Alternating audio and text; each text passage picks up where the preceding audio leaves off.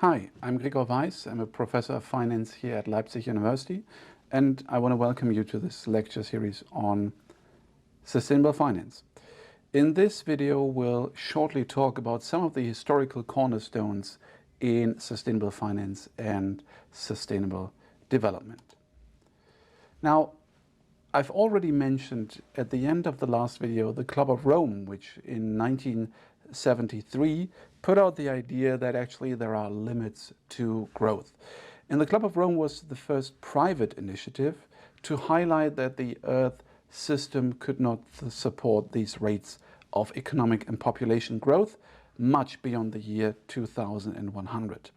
If you want to see a little bit more about this, and if you are capable of understanding German, you can watch this video by Thilo Jung, in which he discusses the ideas of the Club of Rome with Isabel Schnabel, who is a member of the executive board of the European Central Bank, whether there are limits to growth and whether we should degrowth or not.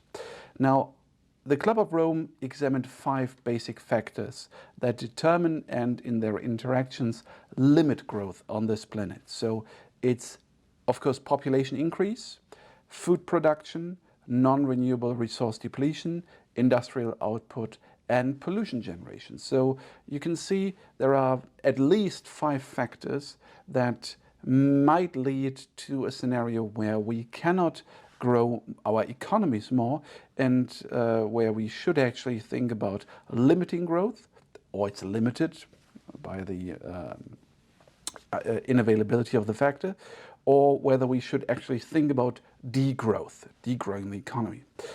They suggested that humankind can create a society in which it can live indefinitely on Earth if it imposes limits on itself and its production of material goods to achieve a state of global equilibrium. So the world model, which is very simplified here, is that actually you have a carrying capacity and population should be limited, and of course should be, together with the population, should be the economy.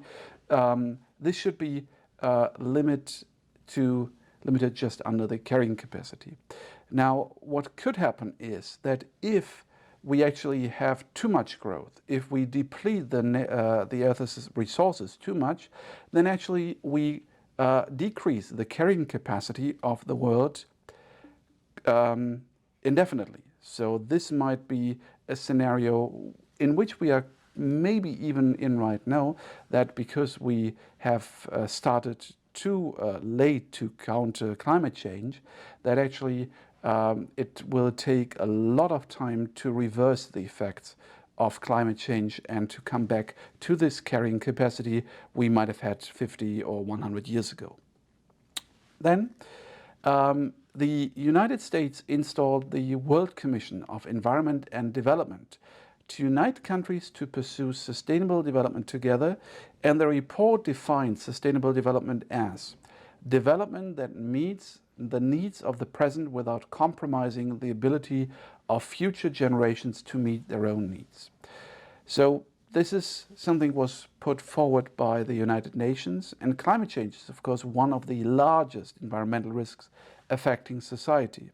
And actually starting in 1992 at the Earth Summit in Rio de Janeiro, the United Nations Framework Convention on Climate Change was installed. It's an international environmental treaty, and it said that the goal is to stabilize greenhouse gas concentrations in the atmosphere at a level that would prevent dangerous anthropogenic interference with the climate system. So that was more than 30 years ago that the United Nations started to think about climate change.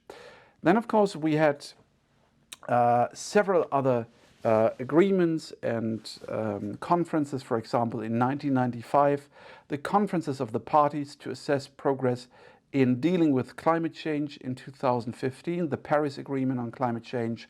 Countries reconfirmed then the target of limiting the rise in global average temperatures relative to those in the pre-industrial world to 2 degrees Celsius, and to pursue efforts to limit the temperature increase to 1.5 degrees.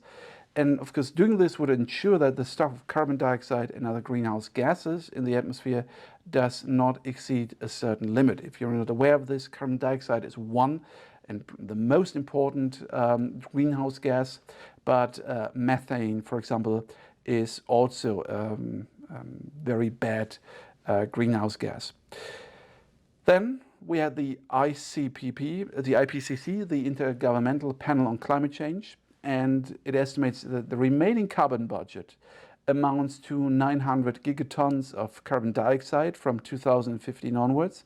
And if current global carbon emissions at about 40 gigatons a year are not drastically cut, this 2 degrees Celsius limit would be reached in less than 2 decades. Now, we've seen many examples of disasters and catastrophes. Right now we are seeing a heat wave in Europe, we see wildfires in California, in Canada, we see flooding every now and then in Germany, and we have floods in Vermont and New York State right now. But we've also seen things like the Deepwater Horizon oil spill, which by itself, of course, also polluted the environment, but it also very much polluted the Gulf of Mexico. So what happened is this oil drill, it began to spill after an explosion on the Deepwater Horizon drilling platform in 2010. And the explosion killed 11 workers, and also in the aftermath led to the largest accidental marine oil spill in the history of the petroleum industry. And the total loss was actually in the billions of dollars, and the US government estimated the total discharge at about 5 million barrels of oil into the seawater. So very dramatic event. And a massive response ensued to protect beaches, wetlands, estuaries from the spreading oil. And oil was found as far from the Deepwater Horizon site as the waters of the Florida Panhandle and Tampa Bay, where the oil and dispersant mixture was embedded in the sand. And this month-long spill, along with adverse effects from the damage and cleanup, caused extensive damage to marine and wildlife habitats and the fishing and tourism industry. And this is a very simple example how, of course, financial markets are always involved. As you can see here, this is the share price of, it used to be British Petrol, and then they reinvented their name as Beyond Petrol, but I think they're still pretty much big in petrol. BP's share price dropped dramatically after the explosion on Deepwater Horizon oil rig, and as you can see, it went down from $60 to less than probably $43, $44. So yes, of course, even though this has nothing to do with climate change directly and the impact of the petrol industry on climate change, you can see that just a plain environmental pollution accident will have an effect on the stock price and thus will be connected to the financial markets. Okay, so just a couple of historical cornerstones. One example, how, of course, environmental accidents and the impact of firms on the environment are priced in financial markets. And in the next video, we'll talk about sustainable development.